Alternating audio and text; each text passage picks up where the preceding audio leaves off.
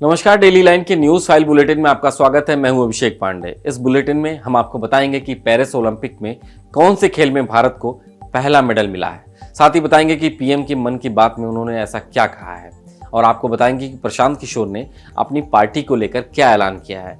लेकिन उससे पहले एक नजर डालते हैं आज के हेडलाइंस पर। पेरिस ओलंपिक में मनु भाकर ने रचा इतिहास। भारत को एयर पिस्टल इवेंट में मिला पहला पदक। इस खेल में मेडल लाने वाली पहली भारतीय महिला बनी मनु भाकर।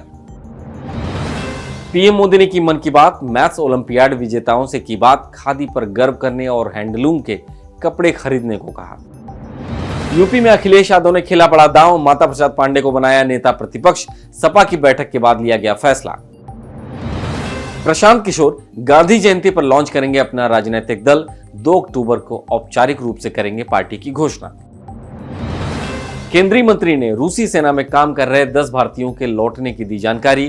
कहा, रूस दौरे पर पीएम मोदी ने सुरक्षित वापसी का उठाया था मुद्दा। अब बात कर लेते हैं पहली खबर की, जो कि ओलंपिक्स से जुड़ी हुई है। भारतीय निशानेबाज मनु भाकर ने इतिहास रचते हुए देश की झोली में पहला मेडल डाल दिया है। मनु ने पेरिस ओलंपिक में 10 मीटर एयर पिस्टल इवेंट में कांस्य पदक जीता है। उन्होंने टोक्यो ओलंपिक 2020 में डेब्यू किया था, लेकिन 10 मीटर एयर पिस्टल क्वालिफिकेशन के दौरान उनकी पिस्टल खराब हो गई थी, जिसकी वजह से उन्हें मेडल नहीं मिला था। मनु ओलंपिक में मेडल जीतने वाली पहली भारतीय निशानेबाज बन गई हैं।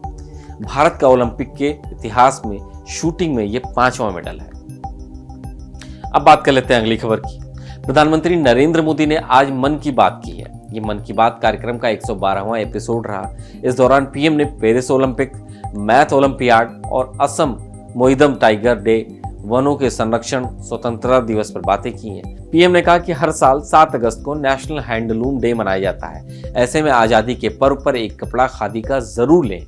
वहीं पीएम ने 15 अगस्त को स्पीच में शामिल विषयों पर सुझाव भी मांगे। इसके अलावा पीएम ने मैथ्स ओलंपियाड विजेताओं से बात की। पीएम ने असम मोइदम का जिक्र करते हुए कहा कि ये यूनेस्को की वर्ल्ड हेरिटेज लिस्ट में शामिल हो गया है। कल्चरल कैटेगरी में शुमार मोइदम भारत की 43वीं हेरिटेज साइट है। पीएम ने बाघों के संरक्षण पर भी बात की। उन्होंने कहा कि इस साल 15 अगस्त को आप हरघरतिरंगा.com पर तिरंगे के साथ अपनी सेल्फी अपलोड करें। मुझे अपने सुझाव भेजें। मैं ज्यादा से ज्यादा सुझावों पर 15 अगस्त को संबोधन में कवर करूंगा। अब बात कर लेते हैं अगली खबर की। सपा विधायक दल की आज एक अहम बैठक हुई, जहां सपा सुप्रीमो ने नेता प्रतिपक्ष के नाम का ऐलान कर दिया है।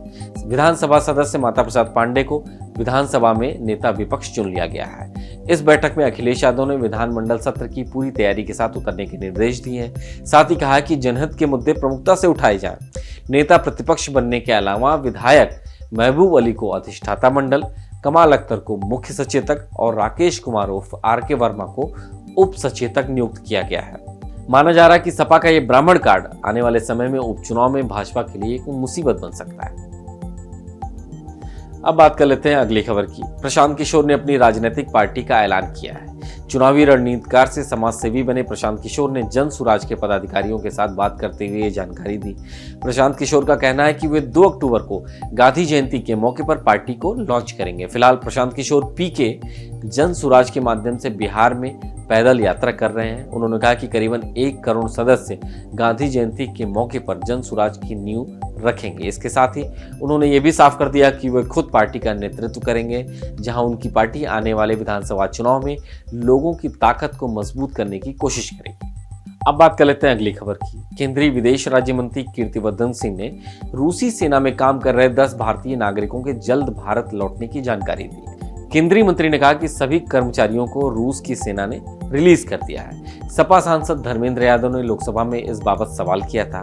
धर्मेंद्र यादव ने पूछा था कि जिन भारतीयों को मानव तस्करी के जरिए यूक्रेन के युद्ध क्षेत्र में ले जाया गया है, उन्हें वापस लाने के लिए क्या कदम उठाए गए हैं। इस सवाल का जवाब देते हुए कीर्तिवर्धन ने कहा कि प्रधानमंत्री मोदी ने रूसी सशस्त्र बलों से भारतीय नागरिकों को जल्द से जल्द रिहा करने का मुद्दा उठाया था।